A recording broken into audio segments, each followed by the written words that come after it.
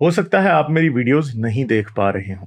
इसकी वजह मेरी वीडियोस पर लगने वाला बैन है। इस सूरत में आप या तो वीपीएन इस्तेमाल कर सकते हैं या फिर अपना कंट्री चेंज करके कोई भी और कंट्री कर दें, तो आपको मेरा चैनल पेज और मेरी तमाम वीडियोस दिखाई देने लगेंगी।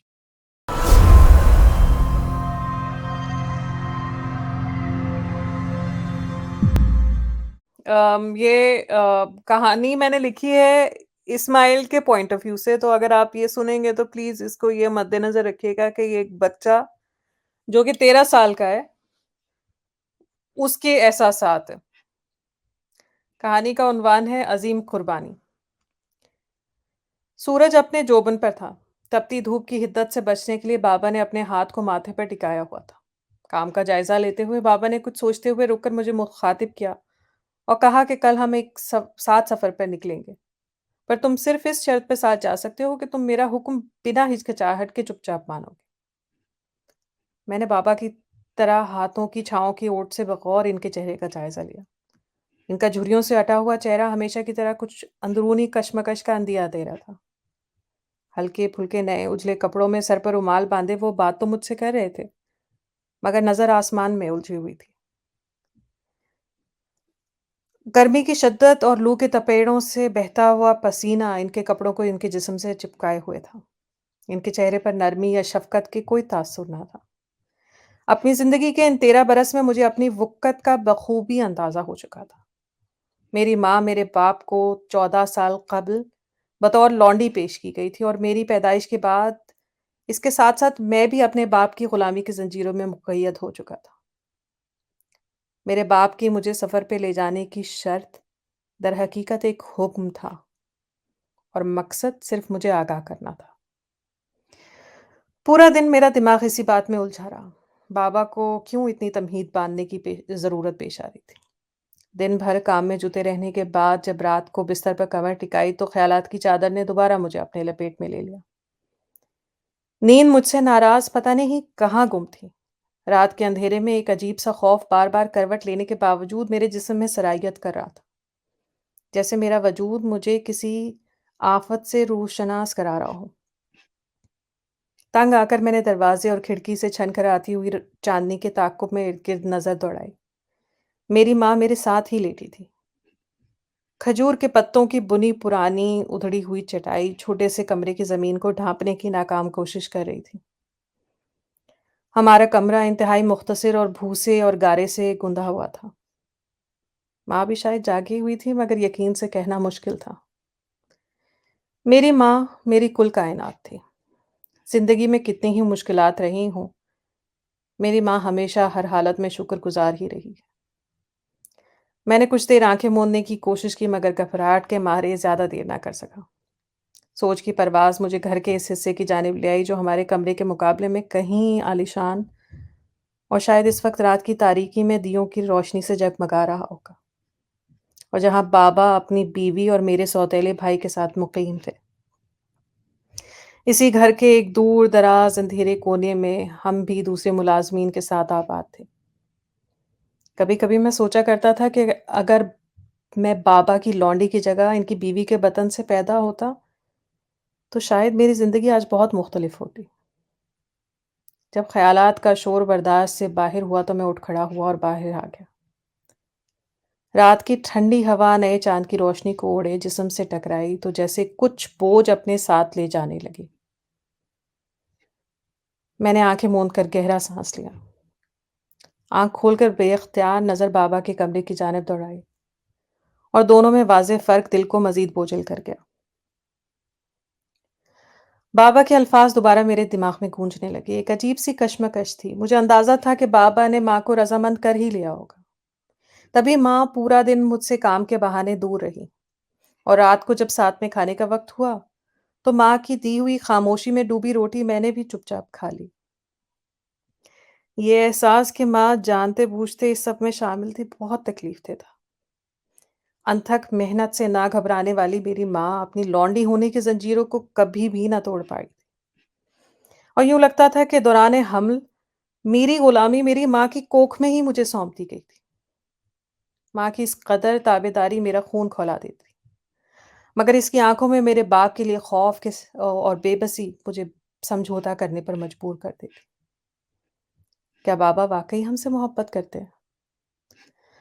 میں سوال کرتا تو ماں اکثر نظر چرا جاتی اور اسے بابا کے خدا کی مرضی کہہ کر ٹال جاتی۔ تنگ آ کر میں نے ماں سے سوال کرنا اور وہاں سے بھاگ جانے کے منصوبے بنانا ہی چھوڑ دی۔ سوچوں کی لہر واپس مجھے حال میں کھینچ لائی۔ دن بھر کی تھکان اب خوف پر حاوی ہونے لگی تو بوجھل آنکھوں کو ملتے ہوئے میں واپس کمرے میں آ کر لیٹ گیا۔ آنکھ کھلی تو ماں کو سرہانے بیٹھا پایا۔ وہ پیار سے میرے بال سہلا رہی تھی۔ ماں نے بہت پیار سے میرے ماتھے کو چوما اور مجھے اٹھنے کو کہا۔ ماں کے چہرے کا رنگ اڑا ہوا تھا۔ ماں نے لرزتی ہوئی آواز میں مجھے بتایا کہ بابا تمہارا باہر انتظار کر رہے ہیں، جلدی سے تیار ہو جاؤ۔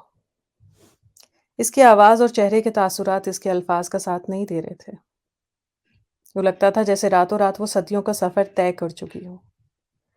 دروازے پہ پڑے پردے کی اوٹ سے مجھے بےتابی سے ٹہلتے بابا کی جھلک نظر آئی تو میں جلدی سے اٹھ کھڑا ہوا۔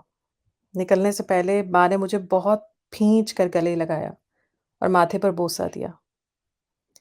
لگتا تھا کہ وہ مجھے روکنا چاہ رہی ہو مگر روک بھی نہ پا رہی ہو۔ ماں کے ہاتھ اب بھی میرے کندھے پہ ٹکے ہوئے تھے اور اس کی آنکھیں جیسے میرا آخری دیدار کر رہی ہوں۔ آج ماں پر مجھے پیار نہیں بلکہ غصہ آ رہا تھا، مگر میں کچھ کہے بغیر ماں کے ہاتھ جھٹک کر وہاں سے نکل آیا۔ رسمی دعا سلام کے بعد سورج کی تازہ اوس سے پرنم کرنوں کے ساتھ ہمارے سفر کا آغاز ہوا۔ سفر کے دوران بابا بہت خوش اور مطمئن نظر آ رہے تھے اور کبھی کبھی آسمان کی طرف دیکھتے ہوئے خود کلامی کرنے لگتے۔ بابا کی خود کلامی سے اور خوشی سے مجھے خوف آ رہا تھا۔ کئی گھنٹوں کی مسافت کے بعد گرمی کی شدت سے بے حال ہم آخرکار صحرا میں کھڑی دو پہاڑیوں کے پاس جا پہنچے۔ سنسان اور سناٹے میں اٹی اس جگہ میں بچپن کی کچھ خوفناک یادوں کو تازہ کر دیا۔ مجھے اپنا جسم اس گرمی کے باوجود ٹھنڈا ہوتا محسوس ہوا، سانس جیسے سینے میں پھنس رہا ہو۔ پیاس سے بے حال صحرا کی گرمی پہ مجھے لے کر دوڑتی ماں کے مناظر میری آنکھوں کے آگے تیرنے لگے۔ میں صحرا میں پہلے بھی اپنے باپ اور اس کے خدا کے ظلم کا شکار ہو چکا تھا۔ میری عمر اگرچہ چند برس تھی مگر اس صحرا میں زندگی اور موت کی جنگ آج بھی مجھے راتوں کو خواب کی صورت جگا دیتی۔ میرے بابا نے بڑی شفاقی سے اپنے خدا کے حکم پر مجھے اور میری ماں کو اس صحرا میں ذرا سے پانی اور چند کھجوروں کے ساتھ اکیلا چھوڑ دیا تھا۔ میری ماں اس صحرا کے چنگل سے کیسے نکلی یہ کوئی نہیں جان سکا تھا۔ بابا ہم کہاں ہیں؟ میں نے ڈرتے ڈرتے دریافت کرنا چاہا۔ بابا نے جیسے میرا سوال ہی نہ سنا تھا۔ میں دھڑکتے دل کے ساتھ ان کے پیچھے پیچھے پہاڑی پہ چڑھنے لگا۔ پہاڑی کی چوٹی پر پہنچنے کے بعد بابا نے مجھ سے نظر ملاتے ہوئے جو کچھ کہا وہ متوقع تو شاید تھا مگر میں اس کے لیے تیار نہ تھا۔ بیٹا، خدا نے مجھ سے اپنی سب سے قیمتی شے کی قربانی مانگی ہے۔ میں نے مویشیوں کی قربانی بھی کی مگر خدا اس سے بھی خوش نہ ہوا۔ اس لیے آج میں تمہیں اس جگہ لے کر آیا ہوں کیونکہ مجھے لگتا ہے کہ تم میرے لیے سب سے زیادہ عزیز ہو اور خدا مجھ سے تمہاری قربانی چاہتا ہے اور میں خدا کا حکم نہیں ٹال سکتا۔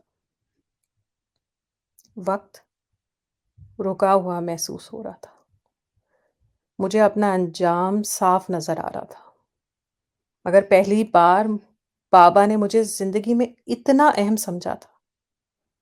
پہلی دفعہ انہوں نے اپنی ذات سے وابستہ کیا تھا۔ ایک سرشاری کی سی کیفیت تھی، نہ جانے کیوں اپنے باپ سے اپنی ذات کی تصدیق پر مجھے خوف سے بھی لڑنے کے لیے آمادہ کر رہی تھی۔ کیا بابا واقعی مجھے اپنی بیوی اور میرے سوتیلے بھائی سے زیادہ عزیز رکھتے؟ یوں لگ رہا تھا جیسے 13 سال کی تھکن اور مشقت کا صلہ آج مل رہا ہو اور اس خوشی کے بدلے میں زندگی بھی ہارنے کو تیار تھا۔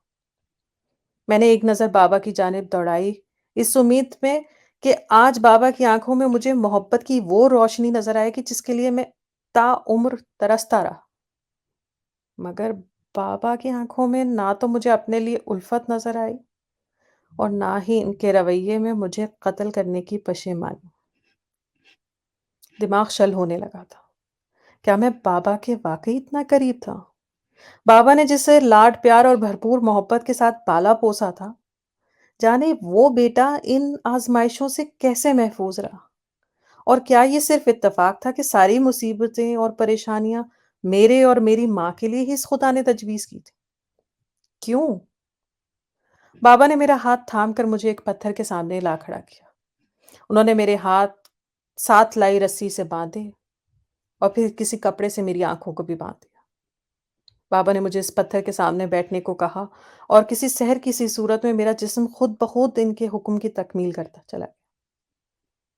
बाबा ने मेरा सर और कंधे को पत्थर पे टिका दिया। दिल की धड़कन इंतहाई तेज़ हो चुकी थी। साँस सीने में उलझने लगा था। माँ की शफ़क़त भरा चेहरा मेरी आँखों के सामने घूमने लगा था। इतने में नयाम से तलवार निकलने की आवाज़ ने एक लम्हे को दिलो-दिमाग में सब हलचल को मुंतशिर कर दिया। क्या मेरा बाप वाक़ई मुझे कत्ल कर देगा? अपना खून, अपनी औलाद और अपने सबसे दिल अज़ीज़ इंसान को? मुझे इस लम्हे अपने कंधे पर कुछ बोझ महसूस हुआ और मुझे अंदाज़ा हुआ कि बाबा ने अपना घुटना मेरे कंधे पर इस मज़बूती से जमा दिया था कि मैं चाहकर भी अपनी जगह से हिलने से कासिर था। घबराते हुए दिल के साथ मैंने पहले से बंद आँखों को मज़ीद ज़ोर से भींचा। आँखों का अंधेरा अब पूरे जिस्म में फैल रहा था। मेरा पूरा जिस्म कँपकँपा रहा था। मैंने हिलने की नाकाम कोशिश की मगर बंधे हुए हाथों और ज़मीन पर लगे घुटने बाबा के जिस्म के बोझ तले हिल ना सके और मुझे अंदाज़ा हुआ कि मेरे बाप की जिस्मानी ताकत मुझसे कहीं ज़्यादा थी। बाबा का घुटना मेरे कंधे में कुछ और गड़ता हुआ महसूस हुआ और फिर मेरे कानों में अल्लाहू अकबर का नारा बुलंद हुआ और हवा को चीरती हुई तलवार की आवाज़ सुनाई दी और साथ ही बाबा की तलवार की धार मेरी गर्दन से टकराई। सुल्तान, आपने यहाँ पे कंक्लूड किया जहाँ पे बाबा जी ने बेटे को क्या किया, बेटे को कुर्बान कर दिया। हाँ। और बात तो यही है कि ये कैसी एक ऐसी दास्तानें हैं जिनको लोग पुराने ज़माने में बड़ी कोई मोतबर और बड़ी अच्छी दास्तानें समझते थे। आज के दौर में जिन लोगों ने भी आज तक ये काम करने की कोशिश की है, वो सारे के सारे जेल की सलाखों के पीछे या पागल खानों के कमरों में बंद हुए हैं। तो सुल्तान, आपकी इस स्टोरी को जितना भी अप्रिशिएट करें, बहुत ज़बरदस्त, और बस लिखती रहें, आप अच्छा कर रही हैं बहुत ज़्यादा। Thank you. Hats off to you. Like, share और सब्सक्राइब करना मत भूलें। इसके साथ साथ आप मेरे चैनल को पेट्रियन पर सपोर्ट कर सकते हैं। पेट्रियन का लिंक वीडियो की डिस्क्रिप्शन में है।